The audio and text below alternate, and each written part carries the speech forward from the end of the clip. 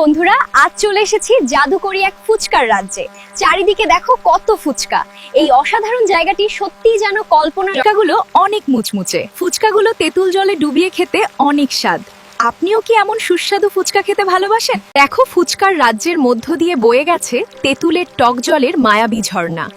এটি যেন এক অন্য ভুবন।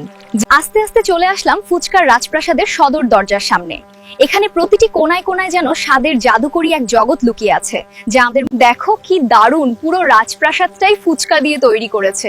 এই অসামান্য কারুকাজ দেখে আমার চোখ জুড়িয়ে যাচ্ছে। সত্যিই যেন কি অবাক করা বিষয়, এখানে গাছেও ফুচকা ধরে। সত্যি এই দৃশ্যটি আমার কাছে একদম অবিশ্বাস্য এবং খুব সুন্দর লাগছে। ওয়াও, কি সুন্দর ফুচকা তৈরি বিছানা!